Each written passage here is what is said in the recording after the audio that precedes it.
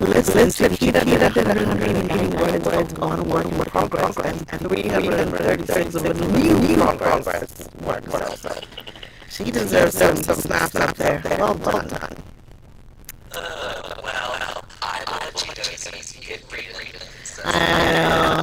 No problem. I'm so happy that you love mine. I know, and then Oriole text you and they've been playing Taylor Swift every day.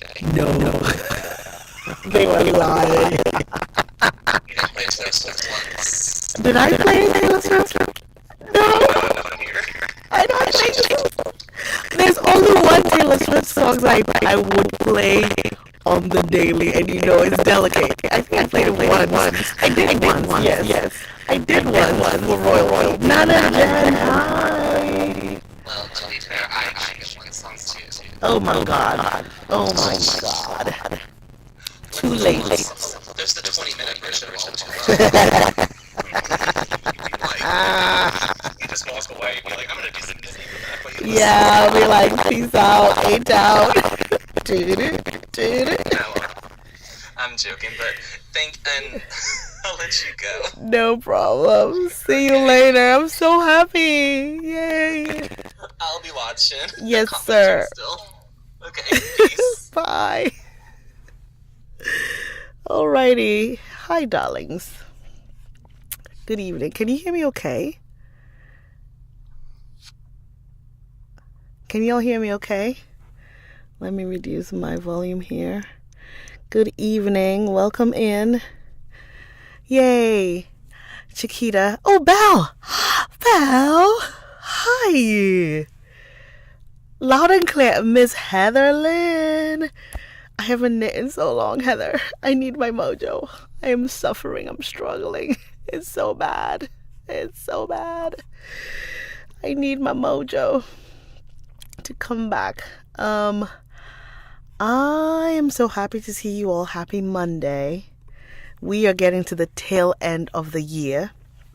And so before I even get started, I wanted to tell you all about an idea that I had. So once we finish this book, I'm thinking that, and let me check and make sure.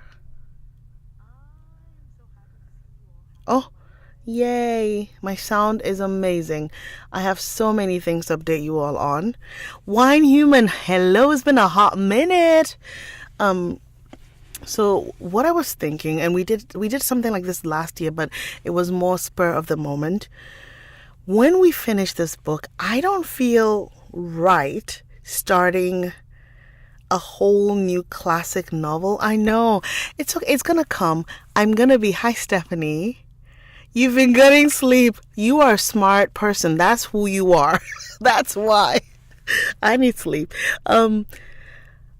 I don't feel like we should start a new book right before the holidays because we're probably going to be doing in and out, more chit-chatty kind of feel, you know. So last year what I did was we read A Christmas Carol?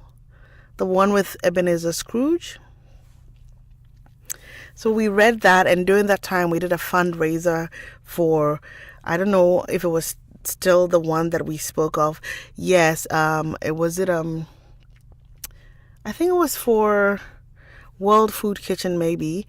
And now I'm doing for the UNHCR because the situation in Sudan is really kind of hectic. So, you can give gifts if you want, but ideally donate to UNHCR or go to findhelp.org and you can find different organizations that are helping people in your area. You put in your zip code and you can donate straight to them, or if you need help, you can go to them. But if you have gifts and money to give, let's support UNHCR. Lots of people in need around this time. But what we did, we can read War and Peace. Brock, I'm going to kick you off, bro. I'm thinking that we find some kind of light Christmassy short story that is a few chapters long, and so we can end the year with that, and then come January we start the new book. What do y'all think? Yeah? Brock is always causing trouble like that. And royalty can't make it because they started their night shift. They've been scheduled for night shifts for the next few weeks, so we're gonna have to enjoy for them. It's only 1,600 pages, bro. Never, ever gonna happen. Never gonna get it, never gonna get it, never gonna get it, never gonna get it, never gonna get it, never gonna get it, ever gonna get it. So if you have any ideas of some kind of light-hearted, lovely story like so, do let me know. And whatever book we vote on for the next read, I will punt it to January and we'll do something more fun, more community building kind of stuff, right? So I can read a bit of the book, we can chit chat. If people want to pop on, they can pop on, all that kind of good stuff. I think that might be nice for ending the year on a good note.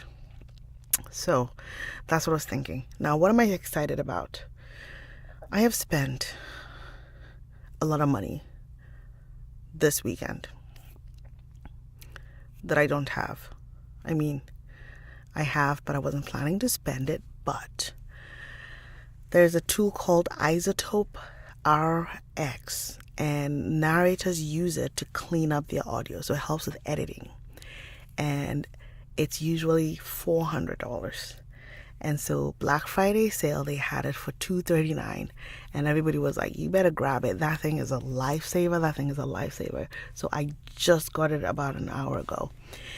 And 2 days ago, I'm taking another audiobook class with Kurt Bonham in Atlanta. And the moment the Black Friday sale started, he started emailing us and said, okay, this thing is a good deal. This thing is a good deal. And he actually sent me to a website called Accent Dialect Coach. And they have 24 different languages or 24 different accents that they provide training in. And they were selling the whole package for $124. So I'm going to be learning. I was trying to read, there's like how to read, like with there were 3, let me just find it and read it to you, because I was blown away by how many accents are in there. It's kind of amazing. It's kind of insane.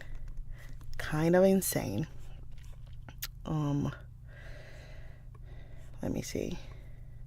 So I got one that is about accent reduction. So to help me, I hope so too, Wanima. I hope so. So it's to help me sound American. So not to lose my regular accent, but if I need to switch to being American, I can practice that. But then there's also American Southern and Texas. There's Arabic accent, Australian, Boston, British, Royal, Chicago, Cockney, Down East, Farsi, French, German, Irish, Italian, American Kennedy family, Midwest Farm Ranch, New York City, North of England, Norwegian and Swedish, Polish, Russian, Scottish, Spanish, West Indian and African. I want to be like, oh, I got that part nailed. You can give me a refund for that. And then Yiddish. Can you imagine? So, I have a lot of studying ahead of me. It is less than 3 college credits. There's a class for accents, Brock. Yes. So, I'm going to be learning. So, that was the second purchase I made. The third one was today in person. I had Heather, listen. The guy was like, first he was like, oh, if you put 3, hey Peachy, if you put 3 in the cart, you get like 30% off. And then later on, he's like, listen, the guy is actually selling all the accents. So, and I was like, I just give the whole package. Keep myself learning and get all this learning under my belt. But the third one, which I'm very excited about, and if you go on YouTube or Twitch or Instagram, you will hear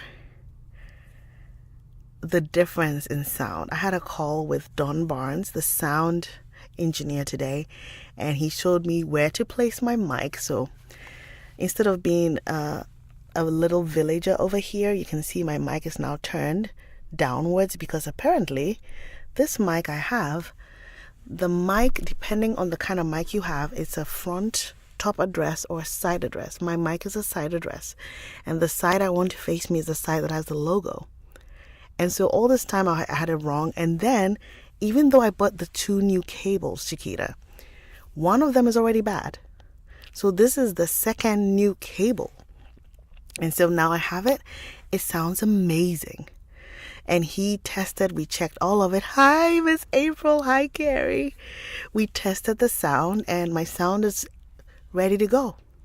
And he's like, if you have any problems, just message me out. But my sound is ready to go. So, hi. I thought I couldn't find somebody I disliked more than Wickham. And then Willoughby was like, here, hold my beer. The sound is so much better, Chiquita. So, boss lady time. I know. I'm actually hot. I might go out and change into a tank top because at first I was very warm. So, I was very cold, I mean. So, more money spent, but I'm so excited because my sound is done. So, which means I will be starting recording the book very soon. Yay! That's where we are. That is where we are. So, Carrie, you missed April. I was saying that just like we did last year that we read A Christmas Carol. If y'all know of, I don't think Stella is here. Stella hasn't joined yet.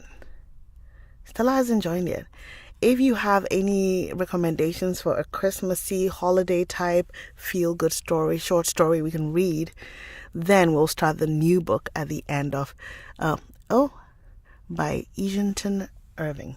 Give me a sec. Let me search for it. Yeah. You know what I'll do, Stephanie? I will make, by Washington Irving. Oh, there we go. I'll make a post tonight after this, and maybe I'll just like cut a snippet of this and say, hey, I'm looking for some short feel-good Christmas stories that I can read during the holiday season. If you have any recommendations, please leave it in the comment box below. Thank you so much. Snippet done. We will do it that way. So anyway, I still have a cold. Oh, I'm recovering, and so I feel the mucus there. Oh, my mucinex has worn off. That's what's going on. The Little Match Girl. Okay, yeah. So I will do all of that. By Hans Christian Andersen. All right, nice. No worries, Stephanie. I was just saying that every time I have a break, because I'm always go. Every time I have a break, my body's like, psych, you gonna fall sick now. It's time for you to rest. I slept all weekend. I was asleep the whole weekend, just knocked out. So, yeah. Anyway, let's start our chapter. We are on chapter 43, I believe.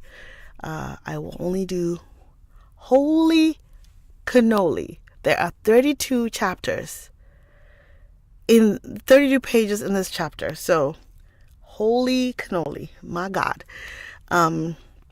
Please bear with me. I'm going to change into a tank top. I cannot do 32 pages in this. I will be right. Krampus. I will search for all of them. So you know what I'll do? Once I find, I'll read up about them and we'll just put it to a vote. We'll put it to a quick vote, and then once we're done with this, we'll start reading that, okay? Heidi has Christmas in it. Well, I want something short that we can finish like by end of December. We did do Secret Garden. Yeah. Brock is a problematic. He said we should do War and Peace. Okay. Give me a second. Ooh.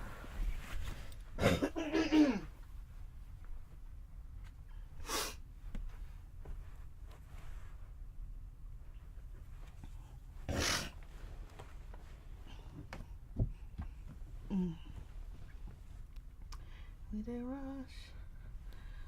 rush away. Na na na na na na na na na. We did rush.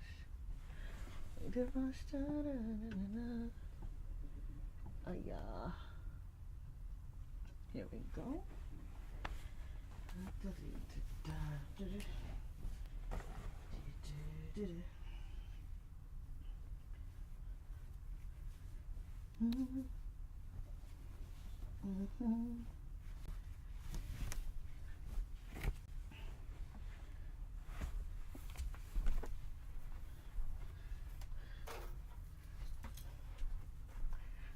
Okay.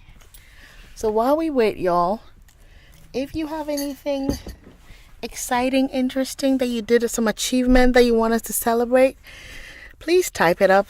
I will read it out loud.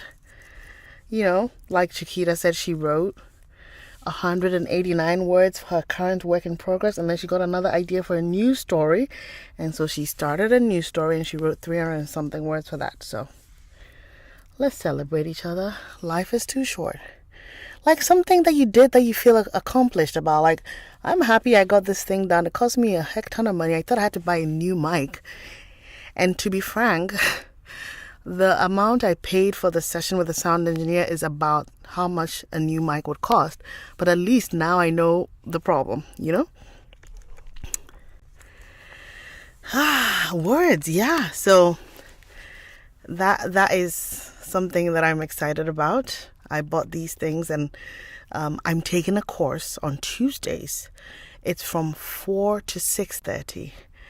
And the guy just hits us with info. You finally figured out how to make the boxy bags. Oh, great. I saw your post about them. Congratulations, Miss April. And so he is like, by the end of the course, it's 5 weeks. This week is the 4th week. And so he's like, by the end of the 5th week, hopefully you have a sample text that you want to record as your sample that you share with, you put on your website or whatever. And so last week, I sent him, Chiquita, you're going to love this. I sent him the first few paragraphs of the Becoming Hook whatever, and he reorganized and he's like, it's good to go because it has dialogue. You want to make sure it has male female dialogue and all that good stuff. So I'm gonna be recording that as my sample. I'm so excited. So having the sound, recording that sample will allow me to test and make sure that I'm ready to record the book that I'm doing. So I'm very, very happy. What did Brock say? I didn't see what Brock put. Oh, Stephanie rescued a litter of kittens before they froze. Yes, that counts. Oh, grief therapy. Yes. Brock. It's so, when you come on, literally no one would guess from your voice what you're going through. Honestly, I'm not going to say you are inspirational or whatever, because you are going through a lot. But honestly, you are taking whatever you're learning and you're applying it, because if we didn't know, we wouldn't know, is what I'm saying. But I know it's been a tough time for you. So I'm just happy to see you here. I'm just happy to see you here. Alrighty, darlings. Let's do chapter 43. It is 32 pages. I might have to break at some point and chit-chat to just give myself a little air cover. I hope everyone... Hey, Devin, what's up? Thank you. Yeah, we missed you too. Gold boxing gloves. What? Devin, you came in just like that. Thank you. You're so sweet. Welcome, Devin. You didn't ask who, but now you're a member of the PJs and Pages community. No take-backsies. You're one of us now. Welcome in. We are a mad, happy bunch. Miss Carrie, how are you feeling nowadays? Alyssa. Goober. Miss Carrie, how are you? How are you feeling? Okay. Ooh. I feel like I just run a marathon. It is hot in here. I would not have survived with my long sleeves. Devin, Devin can sit with us. Please, let's not scare Devin away. Let's keep the crazy down a little bit until Devin gets comfy cozy. Then we can rope them in. Yeah? Alrighty, grab your drinks, grab your snuggle bunnies, grab your crafts, share the live with 2 or 3 people you think might enjoy this vibe. And let us read Volume 3, Chapter 43 of Sense and Sensibility by Jane Austen. Oh, you cray cray, it's okay. Hi, welcome. Normal adjacent.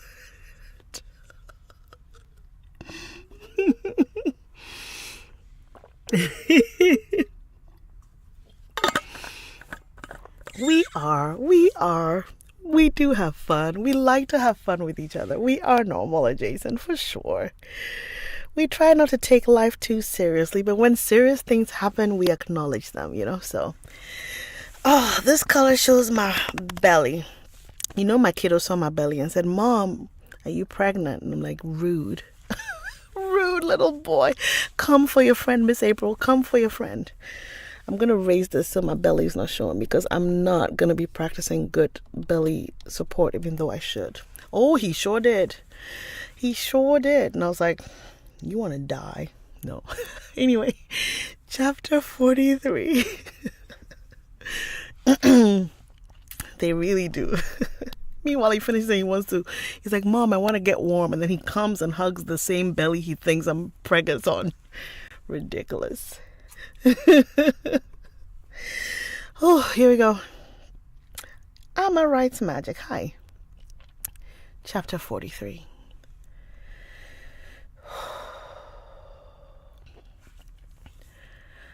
Marianne got up the next morning at her usual time. To every inquiry replied that she was better, and tried to prove herself so by engaging in her customary employments. But a day spent in sitting shivering over the fire with a book in her hand, which she was unable to read, or in lying, weary and languid, on a sofa, did not speak much in favor of her amendment. Let me do that line again. Hold on. Here we go. Much better. Okay. Did not speak much in favor of her amendment, and when, at last, she went early to bed, more and more indisposed, Colonel Brandon was only astonished at her sister's composure, who, though attending and nursing her the whole day against Marianne's inclination, and forcing proper medicines on her at night, trusted, like Marianne, to the certainty and efficacy of sleep, and felt no real alarm. A very restless and feverish night, however, disappointed the expectation of both, and when Marianne, after persisting in rising, confessed herself unable to sit up, and returned voluntarily to her bed, Eleanor was very ready to adopt Mrs. Jennings's advice of sending for the Palmers' apothecary. What did I say, apothecary? Of sending for the Palmers' apothecary.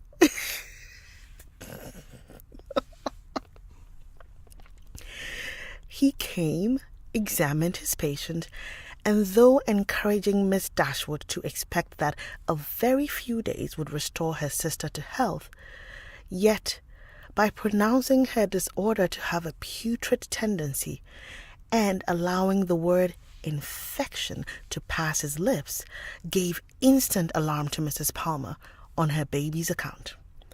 Mrs. Jennings, who had been inclined from the first to think Marianne's complaint more serious than Eleanor, now looked very grave on Mr. Harris's report, and, confirming Charlotte's fears and caution, urged the necessity of her immediate removal with her infant. And Mr. Palmer, though treating their apprehensions as idle, found the anxiety and importunity of his wife too great to be withstood. Her departure, therefore, was fixed on, and within an hour after Mr. Harris's arrival, she set off, with her little boy and his nurse, for the house of a near relation of Mr. Palmer's, who lived a few miles on the other side of Bath, whither her husband promised, at her earnest entreaty, to join her in a day or two, and whither she was almost equally urgent with her mother to accompany her. Mrs. Jennings, however, with a kindness of heart which made Eleanor really love her, declared her resolution of not stirring from Cleveland as long as Marianne remained ill, and of endeavouring, by her own attentive care, to supply to her the place of the mother she had taken her from. And Eleanor found her on every occasion a most willing and active helpmate, desirous to share in all her fatigues, and often, by her better experience in nursing, of material use. Poor Marianne, languid and low from the nature of her malady, and feeling herself universally ill, could no longer hope that tomorrow would find her recovered, and the idea of what tomorrow would have produced, but for this unlucky illness, made every ailment more severe. For on that day they were to have begun their journey home, and, attended the whole way by a servant of Mrs. Jennings, were to have taken their mother by surprise on the following forenoon. The little she said was all in lamentation of this inevitable delay,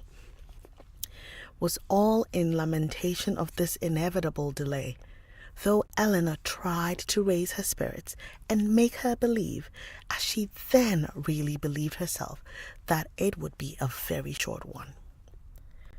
The next day produced little or no alteration in the state of the patient. She certainly was not better, and, except that there was no amendment, did not appear worse. Their party was now farther reduced, for Mr. Palmer, though very unwilling to go as well from real humanity and good nature, as from a dislike of appearing to be frightened away by his wife, was persuaded at last by Colonel Brandon to perform his promise of following her. And while he was preparing to go, Colonel Brandon himself, with a much greater exertion, began to talk of going likewise.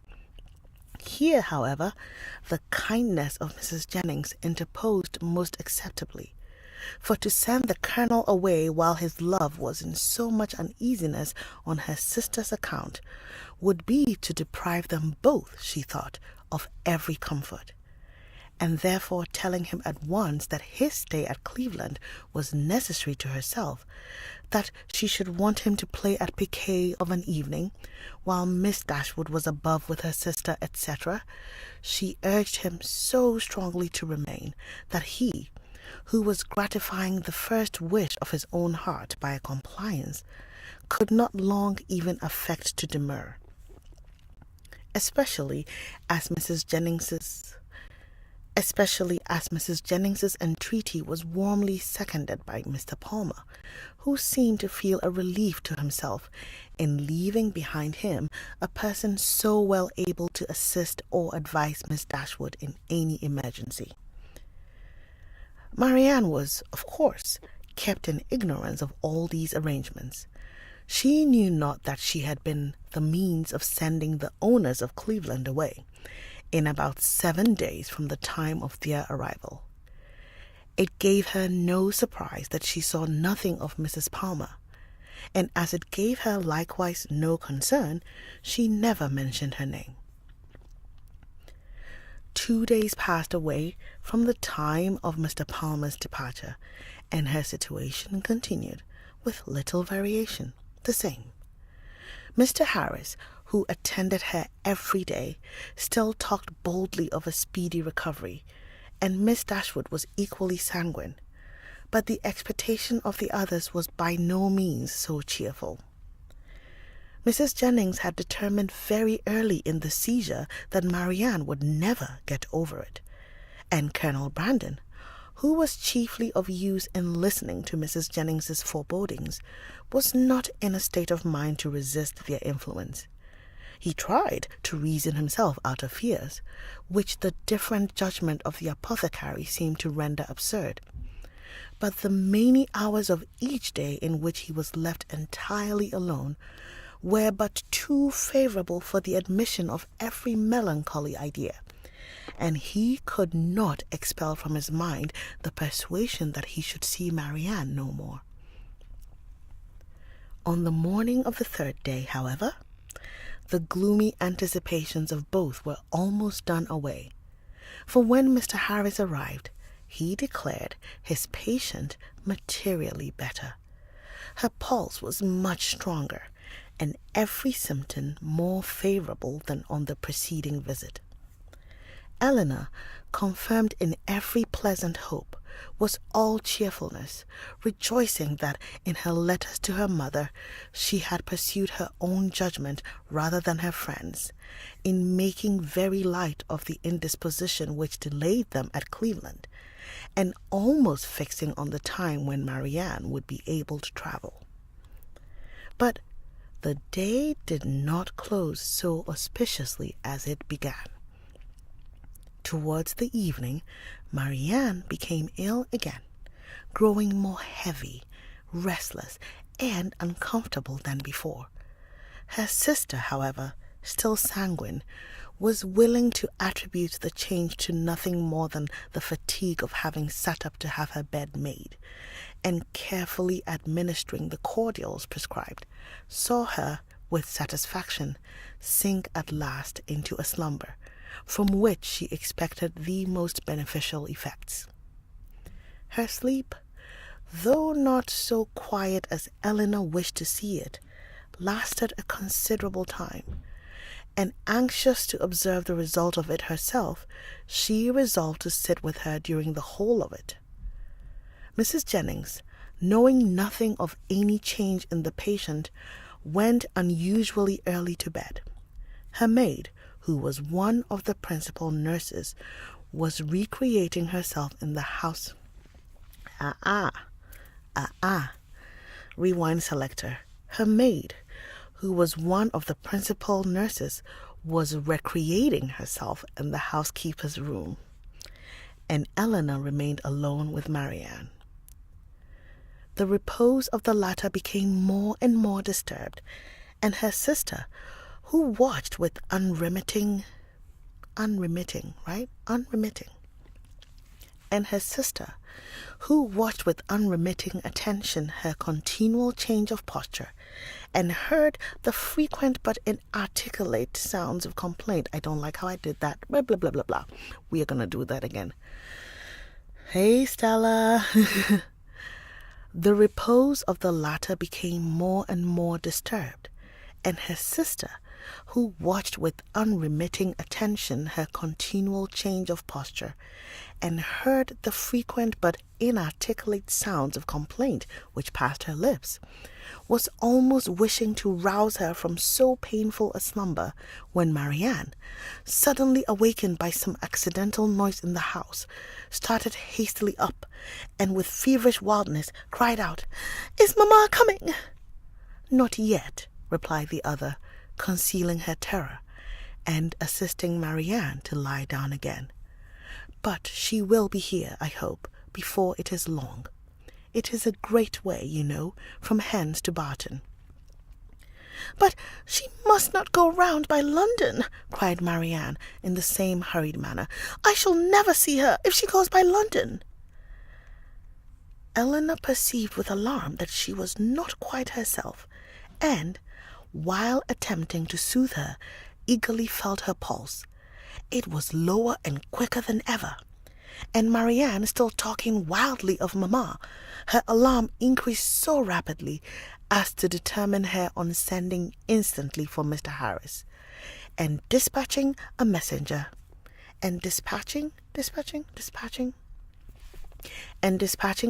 to Barton for her mother. To consult with Colonel Brandon on the best means of effecting the latter was a thought which immediately followed the resolution of its performance, and as soon as she had rung up the maid to take her place by her sister, she hastened down to the drawing-room, where she knew he was generally to be found at a much later hour than the present.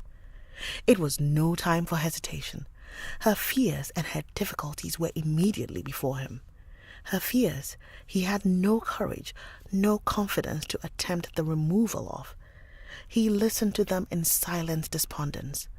But her difficulties were instantly obviated, for with a readiness that seemed to speak the occasion, and the service pre-arranged in his mind, he offered himself as the messenger who would fetch Mrs. Dashwood. Elinor made no resistance that was not easily overcome.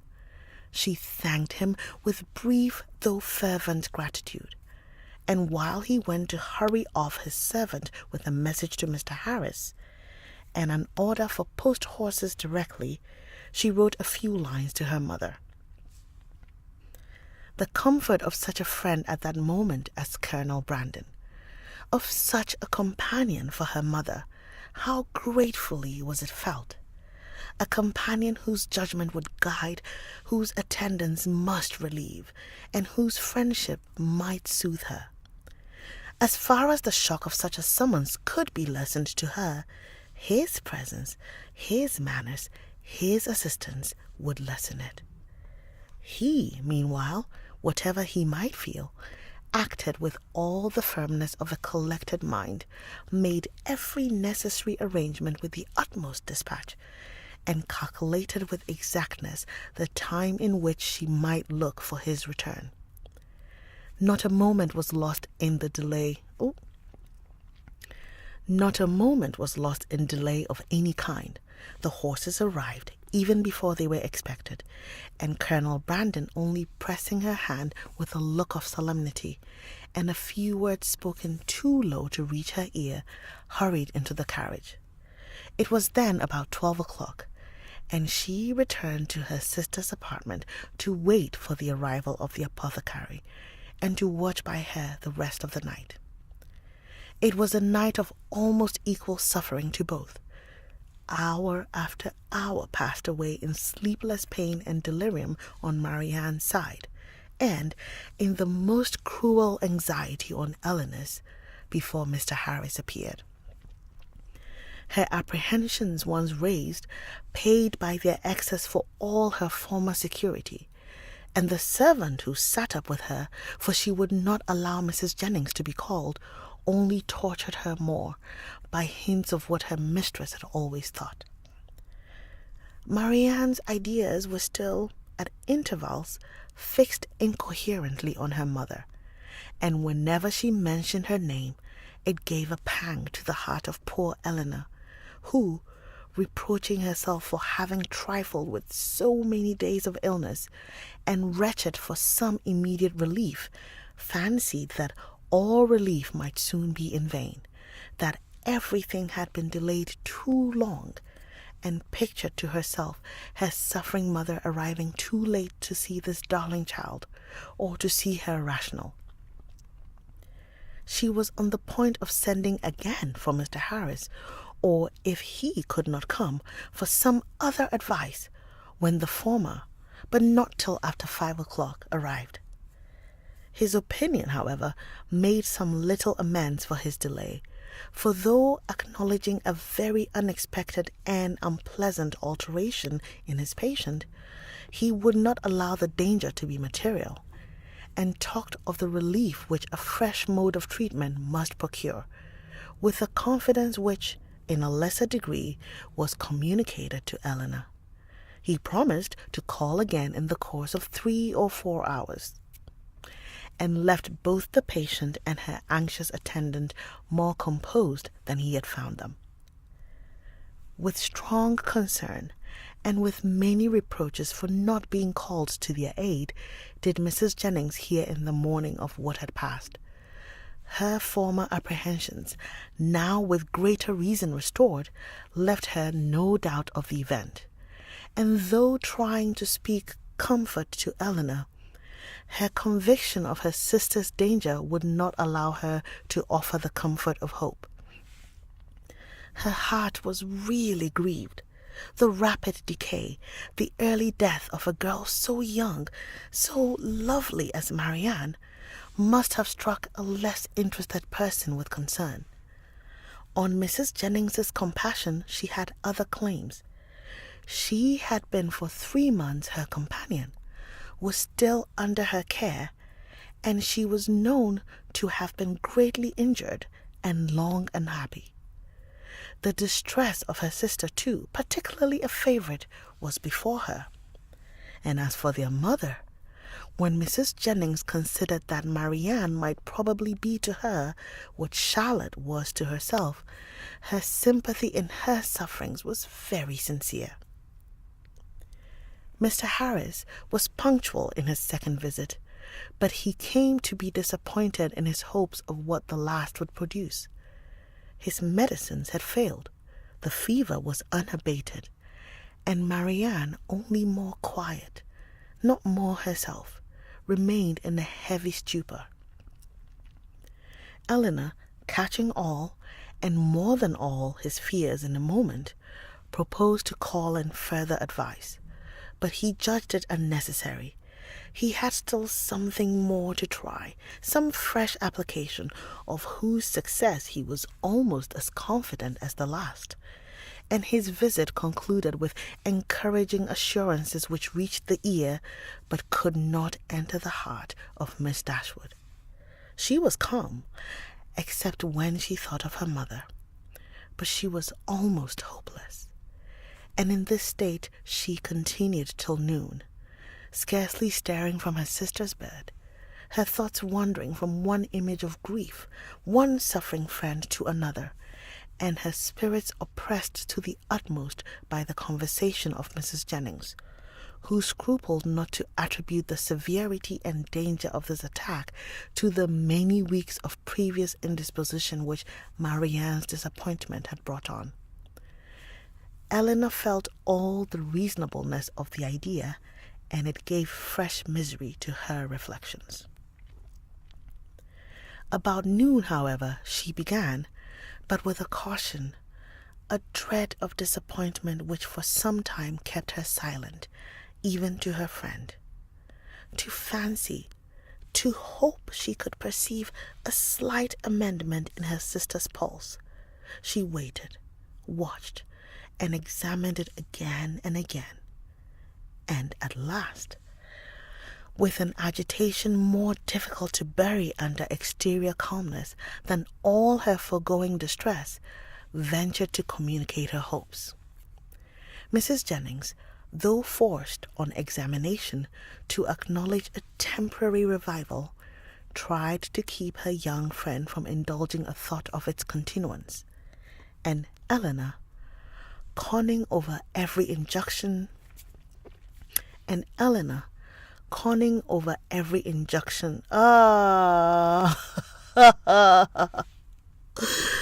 okay, my mouth is like, give me some water.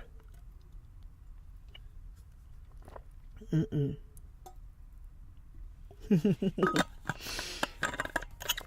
we go. Ooh. Here we go. Here we go. These paragraphs are hefty. I know. Okay. And Eleanor, conning over every injunction of distrust, told herself likewise not to hope. But it was too late. Hope had already entered, and feeling all its anxious flutter, she bent over her sister to watch. She hardly knew for what. Half an hour passed away, and the favorable symptom yet blessed her.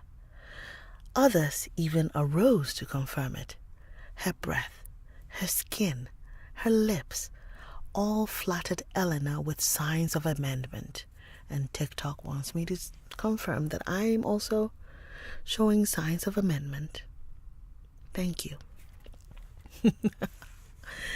All flattered Eleanor with signs of amendment, and Marianne fixed her eyes on her with a rational though languid gaze. Anxiety and hope now oppressed her in equal degrees, and left her no moment of tranquillity till the arrival of Mr. Harris at 4 o'clock, when his assurances, his felicitations on a recovery in her sister even surpassing his expectation, gave her confidence, comfort, and tears of joy. Marianne was in every respect materially better, and he declared her entirely out of danger. Mrs. Jennings, perhaps satisfied with the partial justification of her forebodings which had been found in their late alarm, allowed herself to trust in his judgment, and admitted with unfeigned joy, and soon with unequivocal cheerfulness, the probability of an entire recovery. Eleanor could not be cheerful. Her joy was of a different kind, and led to anything rather than to gaiety.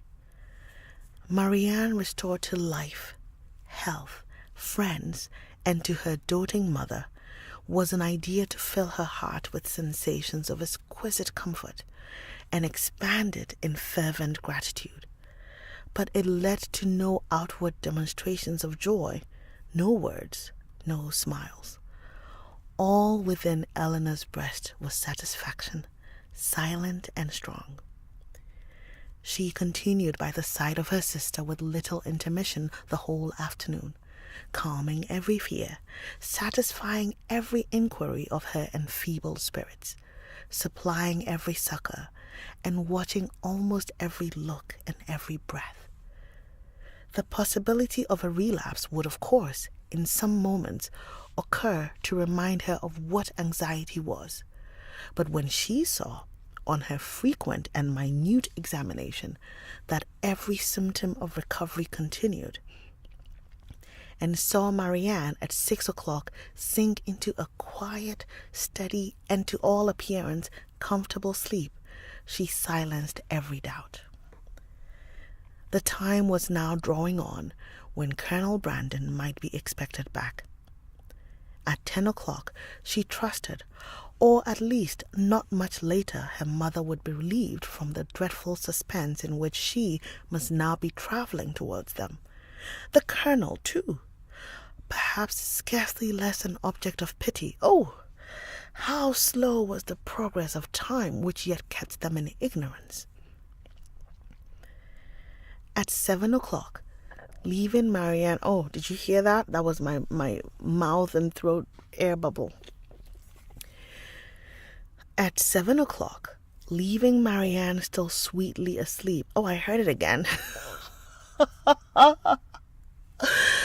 Oh my God. The air, the breathing, air bubbles through the throat. It sounds so funny. You're like, what? Okay, let's try that again. At 7 o'clock, leaving Marianne still sweetly asleep, she joined Mrs. Jennings in the drawing room to tea. Of breakfast she had been kept by her fears, and of dinner by their sudden reverse, from eating much, and the present refreshment, therefore, with such feelings of content as she brought to it, was particularly welcome. Mrs. Jennings would have persuaded her, at its conclusion, to take some rest before her mother's arrival, and allow her to take her place by Marianne. But Eleanor had no sense of fatigue, no capability of sleep at that moment about her, and she was not to be kept away from her sister an unnecessary instant. Mrs. Jennings, therefore, attending her upstairs into the sick chamber to satisfy herself that all continued right, left her there again to her charge and her thoughts, and retired to her own room to write letters and sleep. The night was cold and stormy. The wind roared round the house, and the rain beat against the windows. But Eleanor, all happiness within, regarded it not.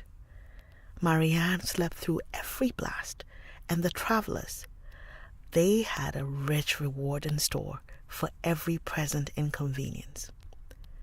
The clock struck 8. Had it been 10, Eleanor would have been convinced that at that moment she heard a carriage driving up to the house, and so strong was the persuasion that she did, in spite of the almost impossibility of their being already come, that she moved into the adjoining dressing closet and opened a window shutter to be satisfied of the truth. She instantly saw that her ears had not deceived her. The flaring lamps of a carriage were immediately in view. By their uncertain light, she thought she could discern it to be drawn by 4 horses, and this, while it told the excess of her poor mother's alarm, gave some explanation to such unexpected rapidity. Never in her life had Eleanor found it so difficult to be calm as at that moment. The knowledge of what her mother must be feeling as the carriage stopped at the door, of her doubt, her dread, perhaps her despair, and of what she had to tell, with such knowledge it was impossible to be calm. All that remained to be done was to be speedy, and therefore staying only till she could leave Mrs. Jennings's maid with her sister, she hurried downstairs. The bustle in the vestibule as she passed along an inner lobby assured her that they were already in the house. She rushed to the drawing room. She entered it and saw only Willoughby. What the fuck is he doing here?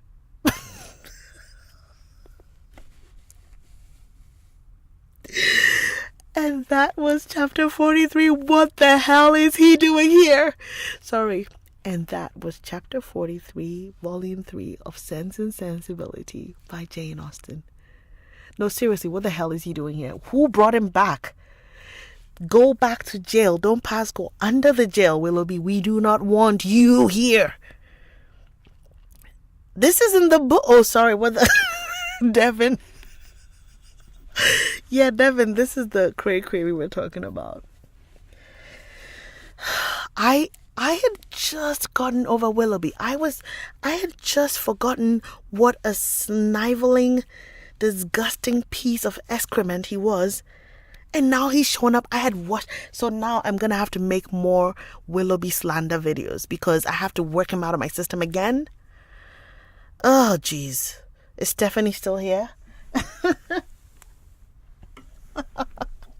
Is this one of the foreshadowings you were telling us about, Stephanie? Because I don't want him here. I want him gone. Go away, Willoughby. You are disgusting. We don't want you here.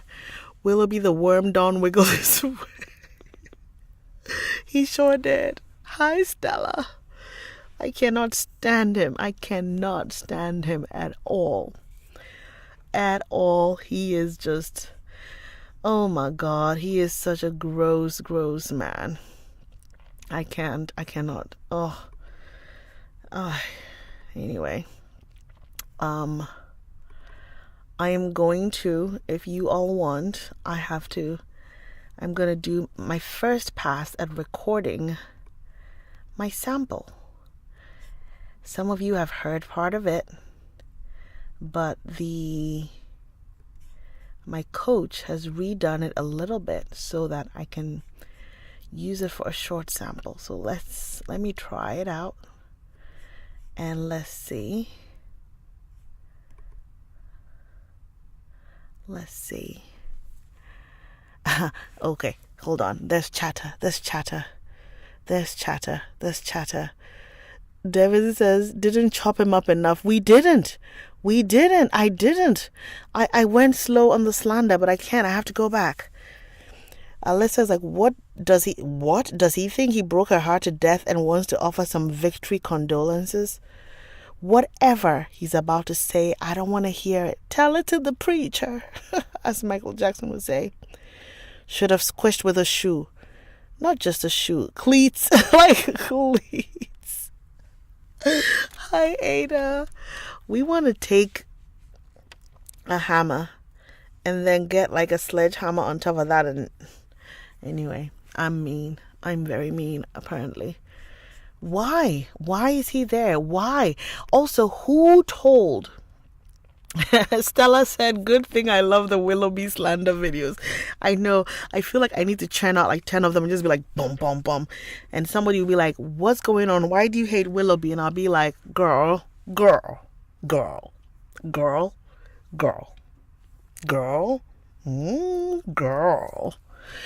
And everybody will understand what I mean. Everybody will understand with that. He is just too gross. Too gross. Like, okay. He went and took... Okay, I feel like Mrs. Jennings and her big mouth said something. Ooh, Chiquita has a theory.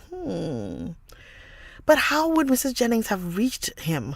Because they traveled together from London over to Cleveland. Also, I didn't know there was a place in London called Cleveland. So everywhere in the US is named after places in the UK, huh? Cleveland, Ohio. I can't stand him. He took advantage of Colonel Brandon's ward, a teenager, left her barefoot and pregnant, came and flirted with Marianne, and then pretended that it was all in Marianne's head. It's unforgivable. It is unforgivable. Nah. Unforgivable.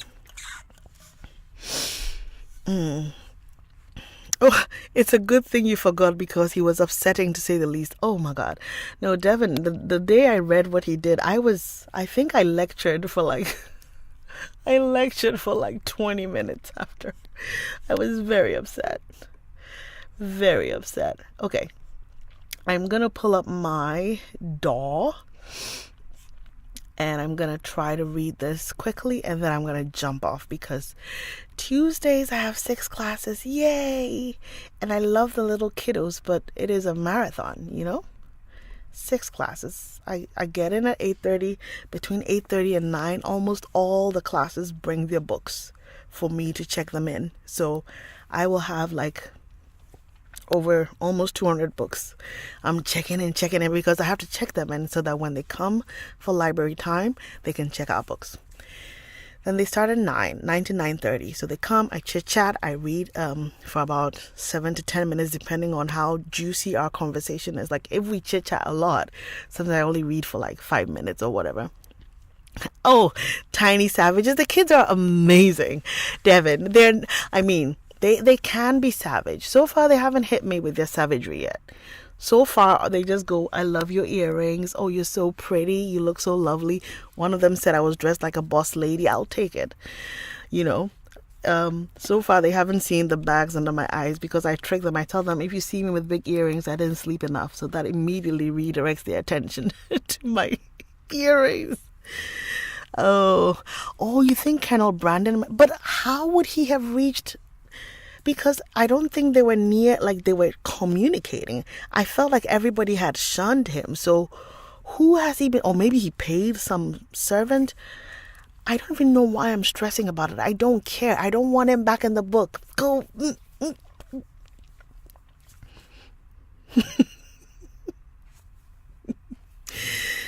Ooh, Goose Fraba. I don't want him back.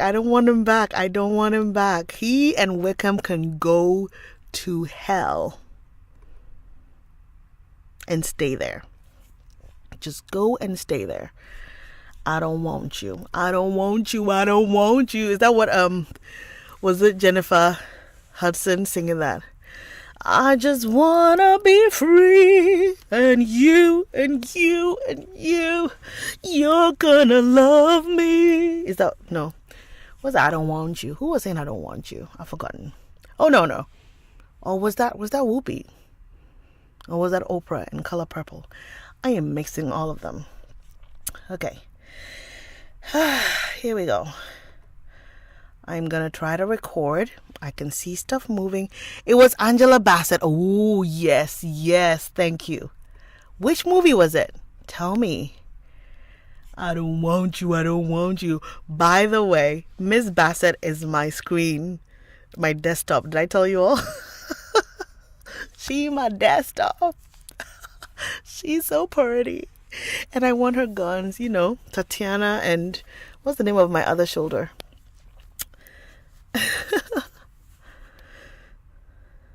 You get the Jackson 5 movie. I don't want you. Actually, I've not seen it. I've only seen Kiki Palmer doing it.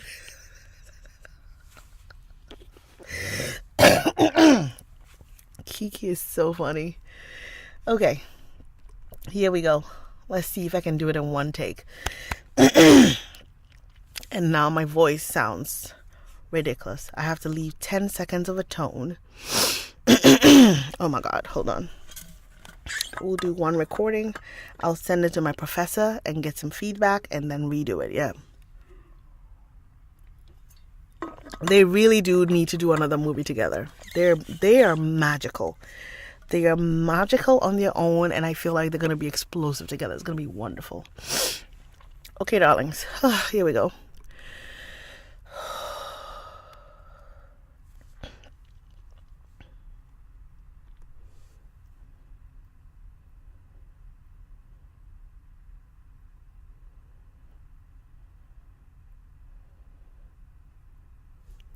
Peter had granted Jimmy permission to release one of the pixies from her cage, and Jimmy watched, mesmerized, as she flitted around the damp underground cave he and Pete used as a hideout. "Release me," the tiny pixie pled. "Let me out." Jimmy stared. This pixie was not buzzing around the room like some foolish bumblebee.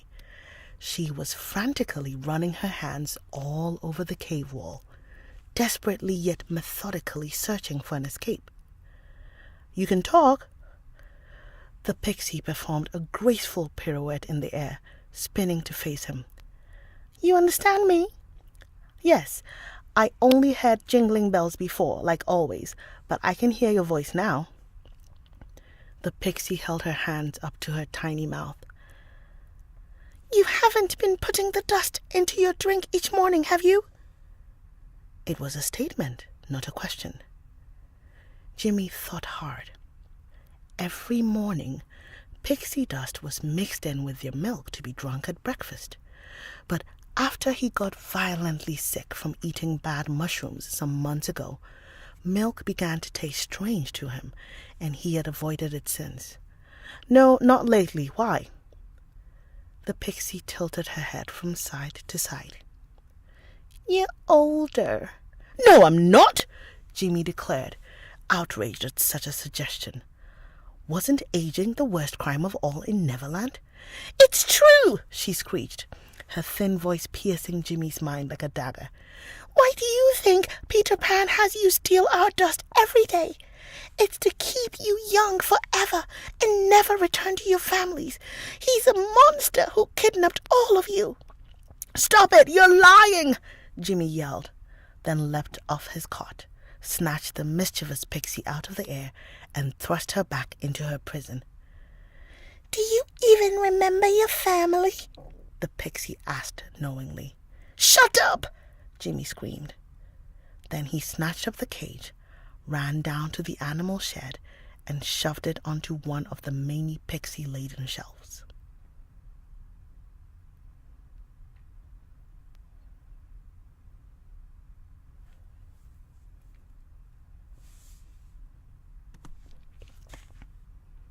That was 2 minutes and 46 seconds.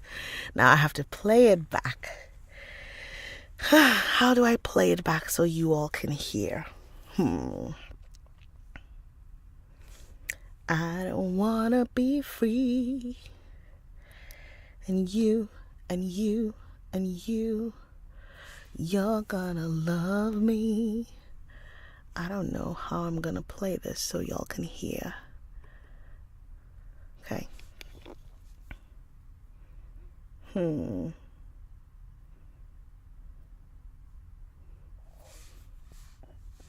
Excuse me. I have no idea how to play it so you can hear.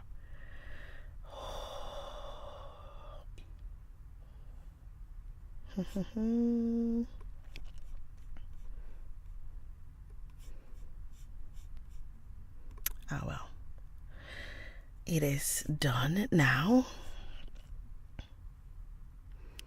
If I mark and export, I will have to export it. I think he wants me to export it as a wave,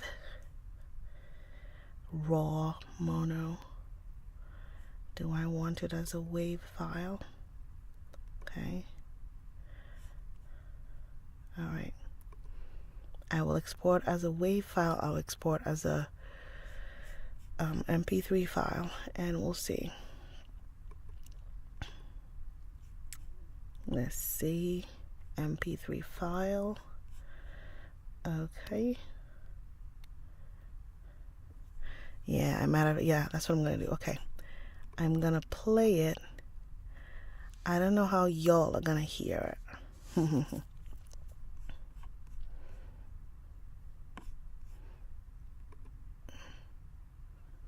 Oh, Nicole, I'm so sorry. I just saw your chats. Nicole, we just finished chapter 43 of Sense and Sensibility.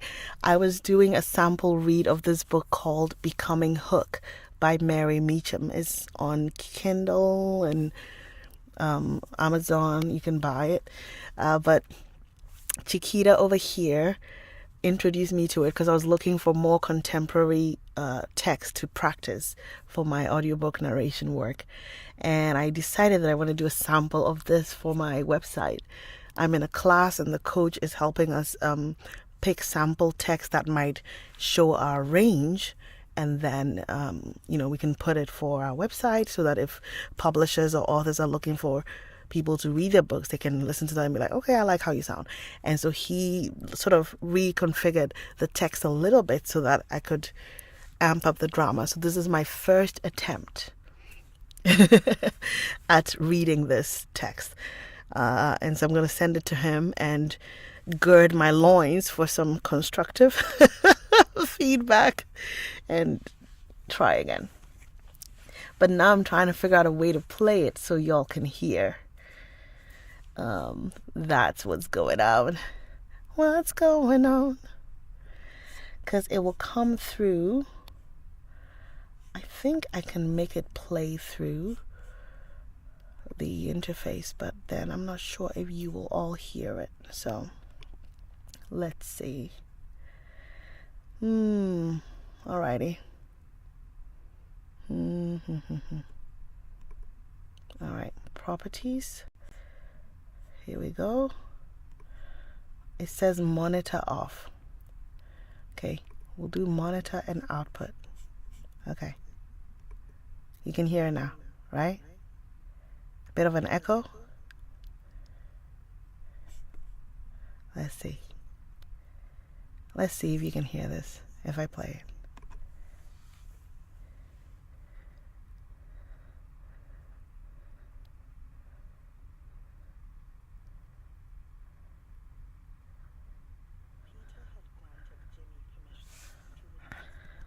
Can you hear it? I was only playing through here. 328. Yeah, okay. You can't hear anything. No problem. Here we go. We're going to open with QuickTime.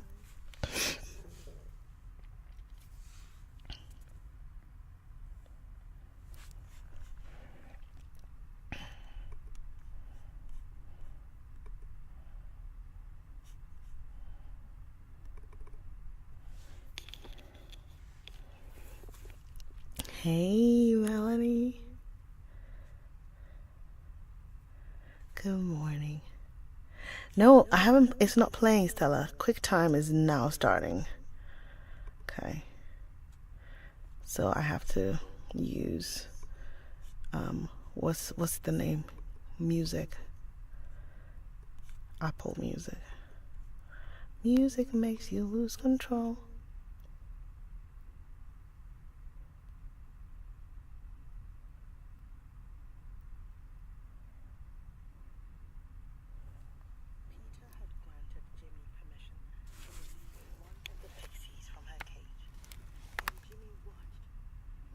Do you hear anything? It's very low.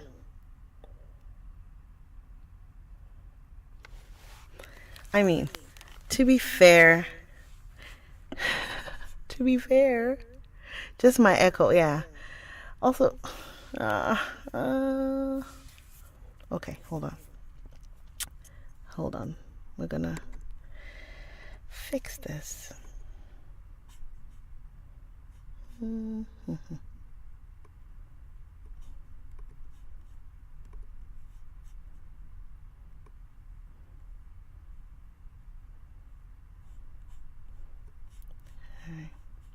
let's do desktop audio.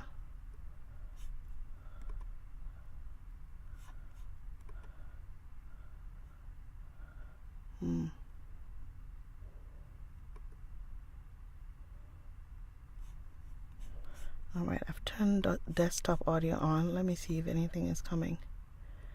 If I play it. Bear with me. So many different tech tools too. No. It's still going in through here. Well. Yeah, it's not. Okay. It is not doing it. You know what I'm gonna do? This is gonna be very weird. I'm gonna hold my headset up to the mic. Let's see what happens with that. Let's see if that works.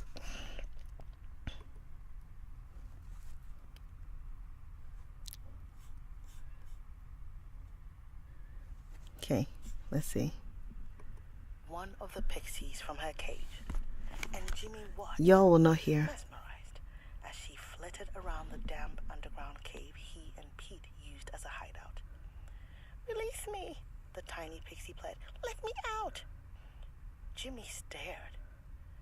This pixie was not buzzing around the room like a foolish bumblebee. She was frantically running her hands all over the cave wall, desperately yet methodically searching for an escape. "You can talk." The pixie performed a graceful pirouette in the air, spinning to face him. "You understand me?"